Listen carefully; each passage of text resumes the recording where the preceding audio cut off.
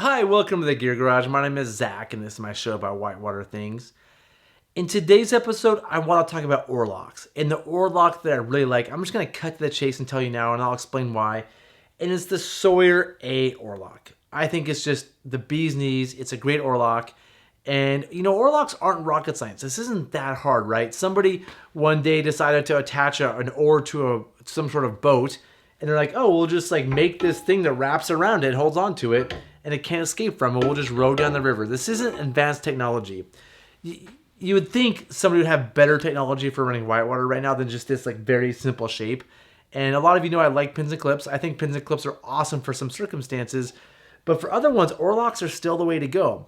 And so, we have a choice on what oar lock we get. And I'm going to make the case that we should all be buying the Sawyer. It's just the A, the brand, the name. So the brand is Sawyer. The model is just A oar lock. Maybe someday they'll make a B. It'll be the next one, but they're still in the A model. And beyond the shape, you'll notice here's an NRS Or Lock. It's the same shape.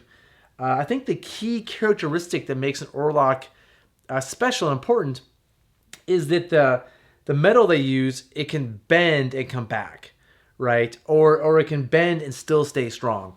And there's a couple reasons why. One is when you're rowing, if you smack into a wall or hit a rock or just do something that is hard on it, the oar needs to release. It needs to come up through here and come out. This has to bend to allow that, right? If I just smack things, the oar is going to stay in place. But if I hit something hard, that oar needs to come up and out, right? And the other reason is you may have different diameter oars than somebody else. So there just are different diameter oars out there. So you may need to adjust, exactly the diameter or just the shape that your oar lock has. So you need to make minor adjustments. And that could be just you pounding on it. Sawyer does a thing called tuning it that makes it just right. They have a special tool that does that. But I've pounded on these with rocks or bent them back with channel locks. You need to be able to bend them and they stay strong and they hold their shape. And I feel like Sawyer has really mastered that. And then you also can choose how much force it takes to release your lock. If you're running some super gnarly class 5 or you just can't let your oar go and your oar management's spot on, you might bring these tighter so they really don't come out. Maybe you don't want them to release. But maybe your oar management's bad or whatever, it's a rocky river. You want them a little wider so that it releases easier. Because if it doesn't release, what's going to break is the oar. And the oar is expensive. These oars are not cheap. You only have a couple of them, right? You don't want them to break. And they typically break violently, right? Whatever happens, if this doesn't release it, can be a very violent thing which can hurt somebody. So again, it's really important that your oar releases the oar, your oar lock releases the oar under some high forces. And so for that reason, this one does a good job. Another oar lock that does a good job is the Sawyer Cobra. And again, I can put this in here. Well, this one's not, let me pound it down. Let's see if that did it. Not really. Man, this one, the Cobra, there's a lot more to it, so it's really not as easy to bend. Let's see if I can bend it. It's really hard to bend this one where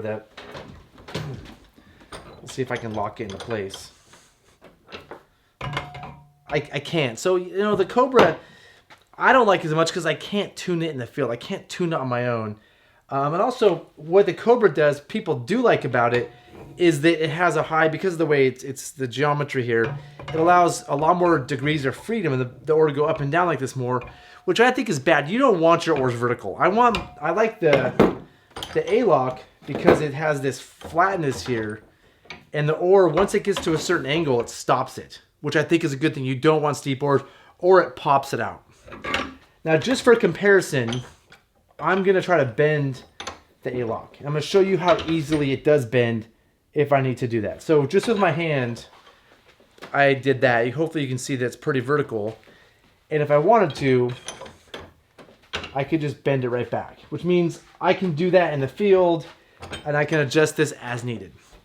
So I do know that this type of brass will bend. It just takes a lot more force. And honestly, after just doing it for the first time there, I'm not stoked on that personally with the Cobra. So let's talk about the NRS Or Locks. NRS, a lot of you go to NRS, a one-stop shop. It's like going to Amazon or Walmart. You're like, I'm just going to click all the things I need. I'm going to get flip dingles for my rafts and all the the stuff, and you're going to get the NRS Or Locks. And I'm not going to recommend these. These are not things you should get, because one big reason is these do not bend. I can put this in here. I can pull with all my might, and it's not, I mean, it's moving my workbench. It does not bend. This is locked in place. This is a certain diameter for a certain oar. And when you're rowing happily down the river, and again, this is the super strong oar lock. There's a couple models. Sorry, something just fell over. If I try to get this oar out, it does not want to come out. And I can bang it, it's not coming up. I cannot get that out. That is stuck in place. So if you're rowing down the river and you hit something, it's going to break the oar potentially before the oar lock or something, but it should slip. It's not slipping at all. So this is their super strong oar lock, and this is their other one. I forget what it's called. It's made of aluminum. It's light. It feels like plastic. It's a crazy light, and they say it's the strongest for the weight, which it certainly is, but this one definitely doesn't bend either. So this one, and you know, I don't really honestly care if my oar locks are light. Like, this is for a raft. They could be made of gold or lead, right? I'm not ultralight rafting, so there's not a huge weight savings here. So having it be light is a weird thing to me. But again, if I put my oar in here and I try to push it through here, it's not even close. I mean, this one locks it in place. So I'm gonna say if you use this oar lock that NRS makes, you're pretty likely to break your oars. I could kind of feel the super strong have some give, but it really didn't want to. And again, that's a key ingredient of a good oar lock.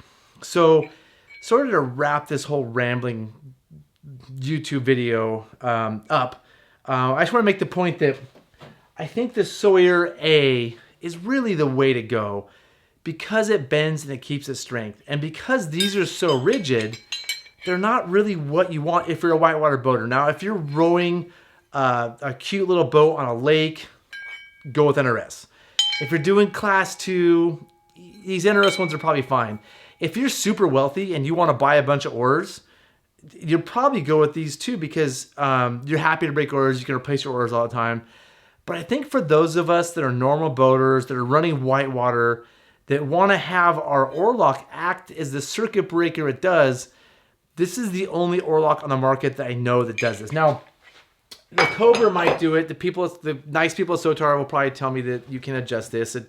I don't know. I couldn't do it just now. I mean, they have a new one called the Canyon that I've heard about that sounds like a really cool oar lock. I haven't used it. But if it ain't broke, don't fix it. This thing is sweet. And this is what we use on all of our trips.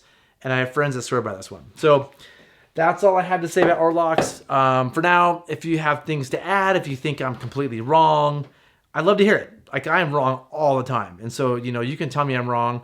If you think these NRS ones are super awesome, like, please tell me why, because maybe I missed something super obvious here. But if you want to ask questions, ask in the comment section down below. Please think about liking this video, hit the like button, make me feel cool, and subscribe. Why not? It doesn't hurt. It doesn't cost anything, and it's just fun to subscribe, and it makes me more motivated to do more videos like this and share my thoughts with you about different stuff. So that's it for this episode of Gear Garage. See you next time. Thanks.